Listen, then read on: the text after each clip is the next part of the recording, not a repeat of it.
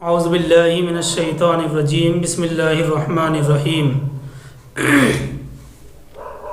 وَإِنْ خِفْتُمْ أَلَّا تُقْسِطُوا فِي الْيَتَامَى فَانكِحُوا مَا طَابَ لَكُم مِّنَ النِّسَاءِ مَثْنَىٰ وَثُلَاثَ وَرُبَاعَ فَإِنْ خِفْتُمْ أَلَّا تَعْدِلُوا فَوَاحِدَةً أَوْ مَا مَلَكَتْ أَيْمَانُكُمْ ذَلِكَ أَدْنَىٰ أَلَّا تَعُولُوا۔ یہ سورہ نساء آیت نمبر 3 ہے، اور اس آیت میں سب سے پہلے یتیموں کے بارے میں، اس کے بعد تعدد ازواج کے بارے میں ذکر کیا گیا۔ اس آیت کے پیش نظر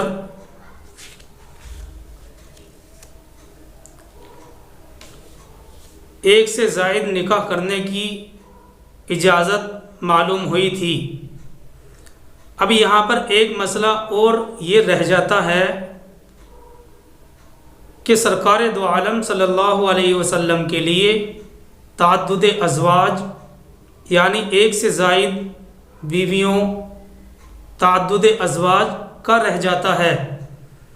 اس مسئلے کو سمجھنے سے پہلے ہمیں یہ یاد رکھنا چاہیے کہ سرکار دو عالم صلی اللہ علیہ وسلم کی ذات اور صفات سراپا رحمت اور برکت ہے۔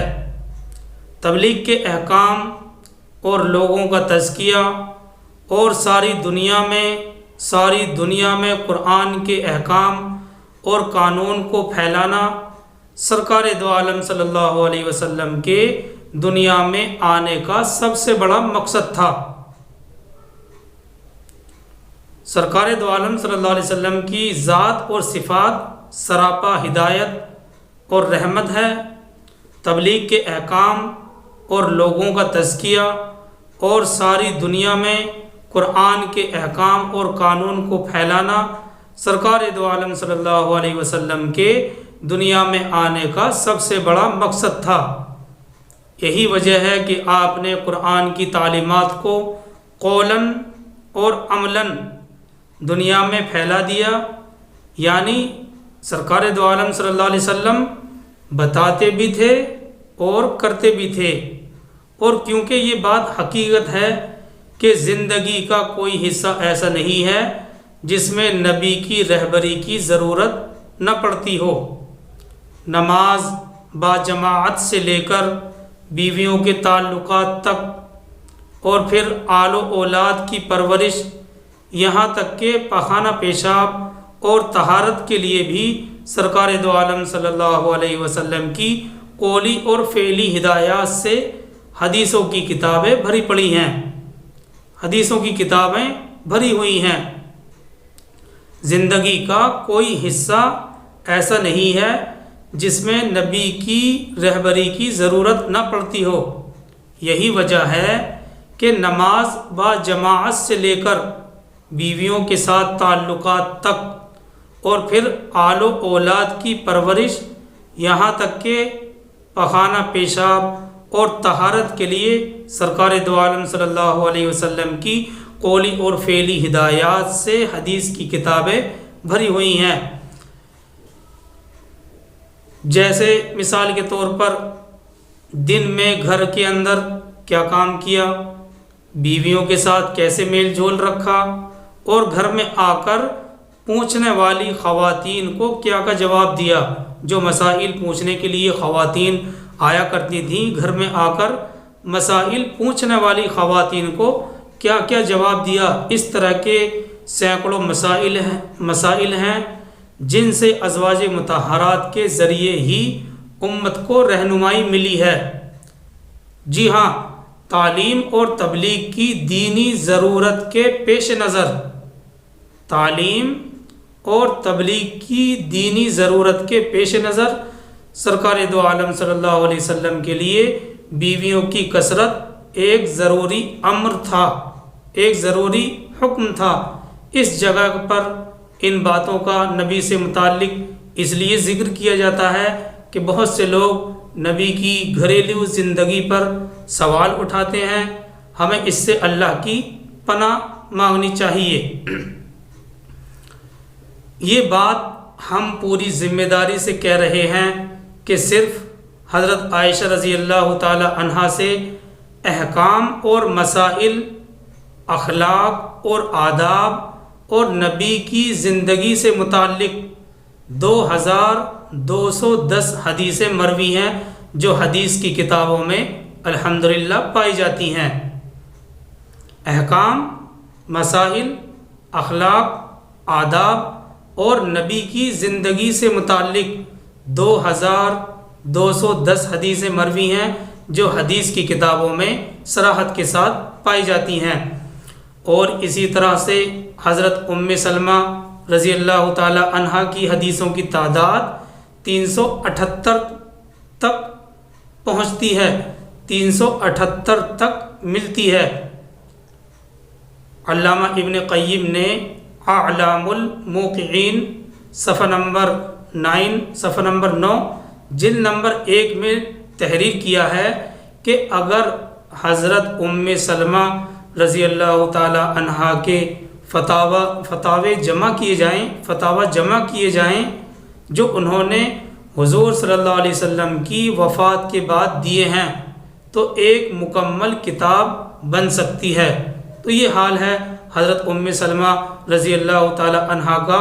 خود علامہ ابن قیم کہتے ہیں کہ اگر ام سلمہ کے فتاوی کو جمع کیا جائے جو انہوں نے نبی صلی اللہ علیہ وسلم کی زندگی میں نہیں بلکہ نبی صلی اللہ علیہ وسلم کی وفات کے بعد جو فتوے دیے ہیں، اگر ان کو جمع کیا جائے تو ایک مکمل کتاب بن سکتی ہے۔ اسی طرح سے حضرت عائشہ رضی اللہ تعالی عنہا کا روایت در روایت اور فقہ اور فتاوی میں جو مرتبہ ہے اس کو بیان کرنے کی ضرورت نہیں ہے۔ ان کے شاگردوں کی تعداد 200 کے لگ بھگ پہنچتی ہے۔ 200 شاگرد جو حضرت عائشہ رضی اللہ تعالیٰ عنہ نے تیار کیے تھے، جنہوں نے پوری دنیا کے اندر اسلام کا بول بالا کیا۔ سرکار دو عالم صلی اللہ علیہ وسلم کی وفات کے بعد مسلسل 48 سال تک انہوں نے علم دین کو پھیلانے کے لیے جدوجہد کی اور کوشش کی۔ یہ صرف 2 مقدس بیویوں کا حال ہے، مثال کے طور پر آپ کے سامنے رکھا گیا، صرف 2 بیویوں کا حال۔ دوسری ازواج مطہرات کی روایات بھی مجموعی حیثیت سے کافی تعداد میں موجود ہیں۔ اس سے معلوم ہوتا ہے کہ اس تعلیم اور تبلیغ کا نفع امت کو صرف ازواج مطہرات کے ذریعے سے پہنچا ہے۔ اس سے معلوم ہوتا ہے کہ بہت ساری تعلیم اور تبلیغ کا نفع امت کو صرف ازواج مطہرات کے ذریعے سے ہی پہنچا ہے۔ اسلام کے نبی کے بلند مقصد اور نبی کی ساری دنیا کے انسانوں کی فکر کو، اسلام کے نبی کے بلند مقصد اور نبی کی ساری دنیا کے انسانوں کی فکر کو دنیا کے جاہل اور ناواقف انسان کیا جانے۔ یہ لوگ تو نبی کو اپنے اوپر قیاس کرتے ہیں کہ نبی ہم جیسے ہیں، اور اس کے نتیجے میں کئی صدیوں سے، یہی وجہ ہے کہ کئی صدیوں سے ملحدین نے اپنی ہٹ دھرمی سے محمد صاحب کی بیویوں کی تعداد کو نفسانی خواہشات کی پیداوار کہا ہے، نعوذ باللہ منہ۔ اگر حضور صلی اللہ علیہ وسلم کی سیرت پر ایک سرسری نظر بھی ڈالی جائے تو ایک عقل مند، انصاف کرنے والا شخص کبھی بھی آپ کی عورتوں کو اس پر محمول نہیں کر سکتا۔ جی ہاں، ہماری ذمہ داری ہے کہ ہم نبی صلی اللہ علیہ وسلم کی طرف سے اس کا دفاع کریں اور صحیح سیرت سے عوام کو باخبر کریں تاکہ یہ ملحدین جان لیں کہ ہمارے وچار محمد صاحب کے بارے میں بالکل غلط ہیں۔ دیکھیے، سرکار دو عالم صلی اللہ علیہ وسلم کی معصوم زندگی قریش مکہ کے سامنے اس طرح گزری کہ 25 سال کی عمر میں ایک بوڑھی پلس اولاد والی بیوہ جن کے دو شوہر پہلے فوت ہو چکے تھے، یعنی حضرت خدیجہ رضی اللہ تعالی عنہا سے نکاح کر کے عمر کے 25 سال تک انہی کے ساتھ گزارا کیا۔ 25 سال تک سرکار دو عالم صلی اللہ علیہ وسلم نے انہی کے ساتھ گزارا کیا، وہ بھی اس طرح کہ ایک مہینہ گھر چھوڑ کر غار حرا میں عبادت میں مشغول رہتے تھے۔ جی ہاں، دوسرے نکاح جتنے بھی ہوئے وہ 50 سال کی عمر کے بعد ہوئے ہیں۔ یہ 50 سال کی زندگی اور جوانی کا سارا وقت مکے والوں کی نظروں کے سامنے تھا۔ کبھی کسی دشمن کو بھی حضور صلی اللہ علیہ وسلم کی طرف سے کوئی ایسی چیز منسوب کرنے کا موقع ہی نہیں ملا جو آپ کے تقوی اور طہارت اور پاکیزگی کو شک میں ڈال سکے۔ اتنے عرصہ زندگی گزارنے کے بعد بھی کبھی کسی دشمن کو حضور صلی اللہ علیہ وسلم کی طرف سے کوئی ایسی چیز منسوب کرنے کا موقع نہیں ملا جو آپ کے تقوی، طہارت اور پاکیزگی کو شک میں ڈالتا ہو۔ جی ہاں، آپ کے دشمنوں نے آپ کو جادوگر کہا، ساحر کہا، شاعر کہا، کذاب، مفتری کہا، کلام کو گھڑنے والا کہا۔ اس جیسے الزام میں کوئی کسر نہیں چھوڑی، اس جیسے الزام تو لگائے، لیکن آپ کی معصوم زندگی پر کوئی ایسی بات کہنے کی ان کو جرت نہیں ہوئی جس کا تعلق نفسانی خواہشات کی بے راہ روی سے ہو۔ ایسا کوئی موقع ہی نہیں ملا جس سے نبی صلی اللہ علیہ وسلم کے تقوی، طہارت اور پاکیزگی سے شک میں ڈالا جا سکے۔ تو ان حالات میں کیا یہ بات غور کرنے کے قابل نہیں ہے کہ جوانی کے 50 سال اس تقوی میں گزارنے کے بعد وہ کیا جذبہ تھا جس نے آخری عمر میں کئی نکاحوں کے کرنے پر مجبور کیا؟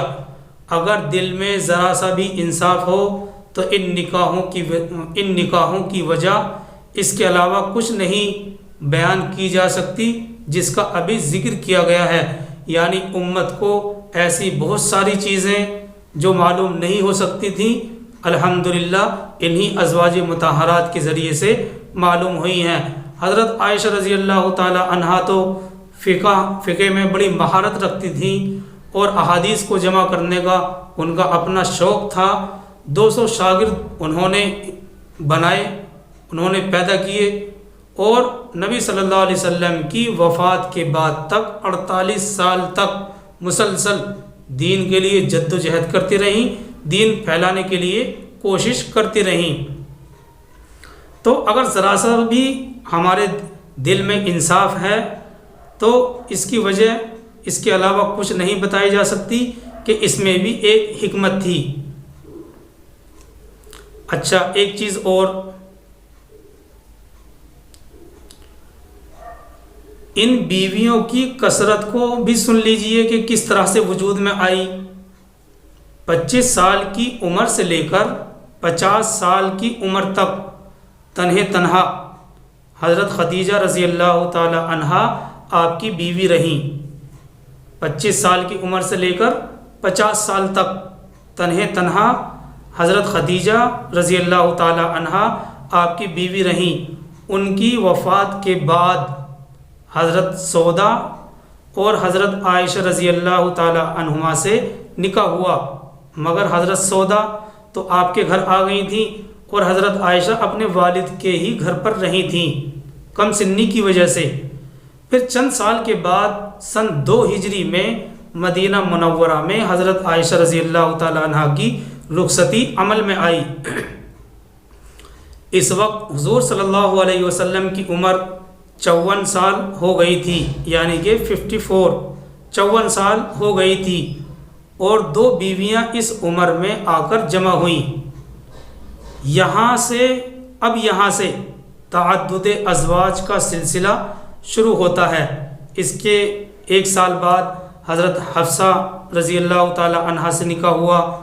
خلاصہ یہ ہے کہ 54 سال تک آپ نے صرف ایک ہی بیوی پر اکتفا کیا، یعنی 25 سال حضرت خدیجہ کے اور 4-5 سال حضرت سودا کے ساتھ گزارے۔ پھر 58 سال کی عمر میں 4 بیویاں جمع ہوئیں اور باقی ازواج مطہرات 2-3 سال کے اندر اندر نبی صلی اللہ علیہ وسلم کے نکاح میں آئی تھیں۔ تو یہ تو وضاحت ہے اس سلسلے میں۔